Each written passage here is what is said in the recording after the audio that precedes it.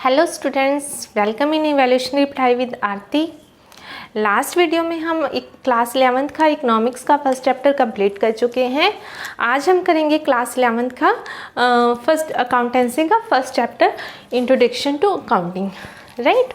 तो स्टूडेंट्स इस सेशन में हम ये नॉलेज गेन करेंगे कि what is the meaning of accounting and what is the process of accounting, ठीक है। क्योंकि this subject is totally new for all of you because 10th level तक तो आपने हिंदी, पंजाबी, इंग्लिश जो भी एसएसटी, साइंस सारे सब्जेक्ट आप पढ़ते आए हैं, बट ये जो सब्जेक्ट है ये टोटली नया है आप लोगों के लिए, ठीक है। तो अब हम स्टार्ट करते हैं with the meaning of accountancy, right. तो क्या है अकाउंटिंग का मीनिंग, क्या है? Accounting is art of identifying, recording, classifying, summarizing in significant manner and events which are of financial nature and interpreting the results thereof, ठीक है। Means accounting क्या है? जो भी फाइनेंशियल ट्रांजेक्शन है, बिजनेस ट्रांजेक्शन है, उनको आइडेंटिफाई करना, उनको रिकॉर्ड करना, उनकी क्लासिफिकेशन, देन समराइजिंग, और आफ्टर दैट जो भी रिजल्ट्स फाइंड आउट होते हैं उनको इन द लास्ट इंटरप्रेट करना, राइट। तो अभी आपको अच्छे से और समझ आएगा जब हम प्रोसेस ऑफ अकाउंटिंग अभी करने जा रहे हैं, ठीक है, जिससे हमें ये पता चलेगा कि अकाउंटिंग हम कैसे करते हैं, क्या स्टेप है, स्टेप बाय स्टेप अकाउंटिंग कैसे होती है। उससे ज़्यादा ये करने के बाद ये मीनिंग आपको अपने आप अच्छे से क्लियर हो जाएगा, ठीक है। Then let's start process of accounting, ठीक है। First one is identification of financial transaction और बिजनेस ट्रांजेक्शन, ठीक है। तो जब भी हम अकाउंटिंग स्टार्ट करते हैं तो हमारा जो फर्स्ट स्टेप होता है कि ये आइडेंटिफाई करना कि जो ट्रांजेक्शन है वो बिजनेस ट्रांजेक्शन है कि नहीं या फाइनेंशियल ट्रांजेक्शन है कि नहीं, right.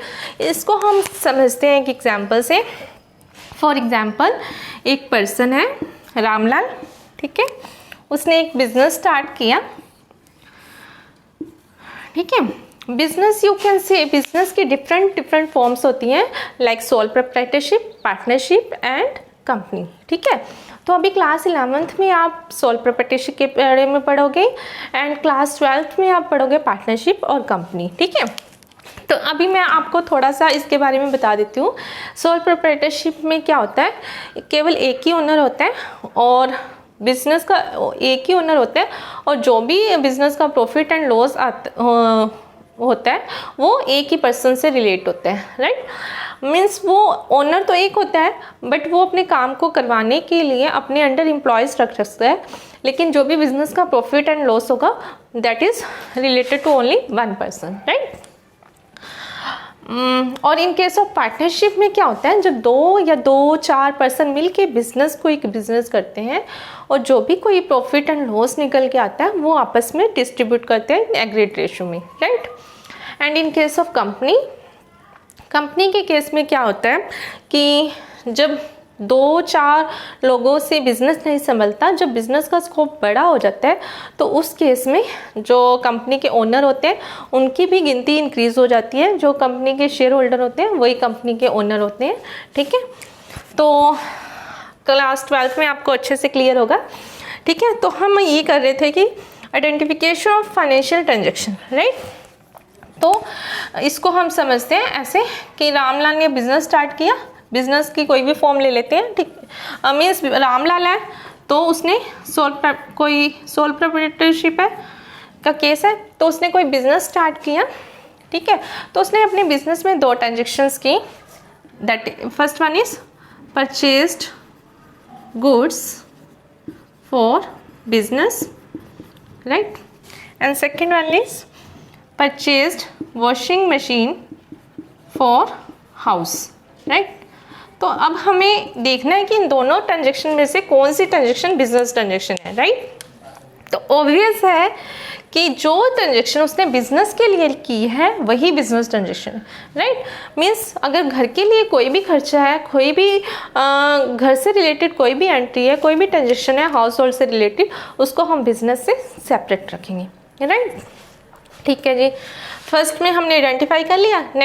Next second, measuring the identified transaction. ठीक है, अब जो ट्रांजेक्शन हमने आइडेंटिफाई की है उसको मेज़र करना है, उसको मेज़र करना है इन मॉनेटरी वैल्यू में, राइट। फॉर एग्जांपल जो ये बिजनेस के लिए जो ये गुड्स परचेज की थी, इसके 20 बॉक्सेस परचेज किए थे। ठीक है, अब सेकेंड स्टेप में हमने देखना है कि इसकी मॉनेटरी वैल्यू कितनी है।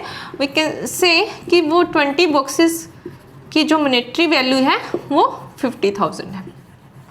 ठीक है, तो सेकेंड स्टेप में हमें जो भी ट्रांजेक्शन हुई है उसकी मनी वैल्यू देखनी होती है, right. Now third one is recording.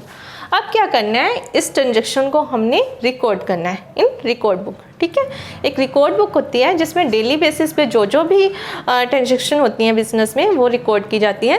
That book is known as journal and the process of recording the transaction is known as journalising, right. तो जर्नलाइजिंग के ऊपर आपका एक फुल चैप्टर है। ठीक है, अभी आगे आपको आएगा तो आप समझोगे अच्छे से। एंड रिकॉर्ड करना है उस एंट्री को।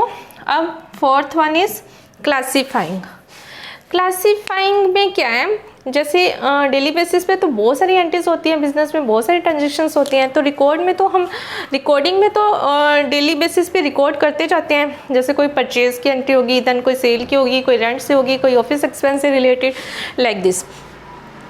लेकिन फिर इस अकॉर्डिंग अगर देखा जाए तो पूरे अकाउंटिंग पीरियड के दौरान, पूरे साल के दौरान काफ़ी सारी एंट्रीज हो जाती हैं। परचेज की काफ़ी सारी एंट्रीज हो जाती हैं, सेल की काफ़ी सारी एंट्रीज हो जाती हैं। तो क्या किया जाता है, क्लासीफाइंग में जो सेम नेचर वाली एंट्रीज होती है उनको सेपरेट रिकॉर्ड किया जाता है, अलग जगह पे रिकॉर्ड किया जाता है सेम नेचर वाली एंट्रीज को। लाइक जैसे परचेज की काफ़ी सारी एंट्रीज हैं तो उनको एक जगह रिकॉर्ड कर लेंगे, सेल की काफ़ी सारी एंट्रीज हैं उनको एक जगह रिकॉर्ड कर लेंगे, राइट। तो इस तरीके से सेम नेचर वाली जो एंट्रीज हैं उनके अलग अलग लेजर क्रिएट किए जाते हैं, राइट। आई होप आपको क्लियर होगा यहाँ तक। First one is identification of financial transaction, then measuring the identified transaction, then recording, then classifying. After that summarising, right. तो summarising word is same like as summary. ठीक है, जैसे आप class 9th 10th में English में या हिंदी में जो भी आप फुल चैप्टर देखते थे, पढ़ते थे, कई बार आप फुल चैप्टर पढ़ने की बजाय उसकी क्या एक शॉर्ट समरी पढ़ लेते थे। ठीक है, जिसमें आपको फुल चैप्टर नहीं पढ़ना होता था, शॉर्ट समरी में आपको समझ आ जाता था। लाइक दिस अकाउंटिंग में समराइजिंग किया जाता है। एक परचेज एंट्री को अलग अलग पढ़ने की बजाय हम क्या करते हैं, सबका टोटल कर लेते हैं।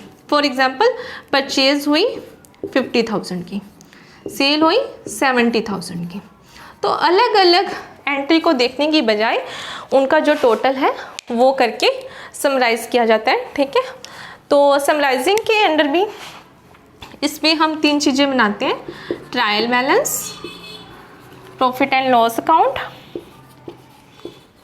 And profit and loss account and balance sheet, right. तो इन तीनों के ऊपर आपका फुल चैप्टर है, आगे आप करोगे अच्छे से तो अच्छे से समझ आएगा। 3 तरीके के अकाउंट बनाए जाते हैं। And 6th one is analysis and interpretation, right. तो यहाँ पे आके सीए का असली काम स्टार्ट होता है। यहाँ पे सीए ये एनालाइज करता है कि अगर बिजनेस में प्रॉफिट कम आया है या इस साल सेल कम हुई है किसी साल, तो उसके पीछे क्या रीज़न है। ठीक है, प्रॉफिट कम है तो क्या रीज़न है, उस प्रॉफिट को कैसे इंक्रीज किया जा सकता है, तो इंक्रीज करने के लिए क्या मेजर्स फॉलो किए जा सकते हैं। तो ये सीए सब कुछ एनालाइज करता है। ठीक है, and last one is communicating. Communicating last stage तक, इस स्टेज पे कंपनी का या बिजनेस का जो भी प्रॉफिट एंड लॉस जो भी होता है वो फाइंड आउट हो चुका होता है, निकल के आ चुकी होती है पिक्चर क्लियर।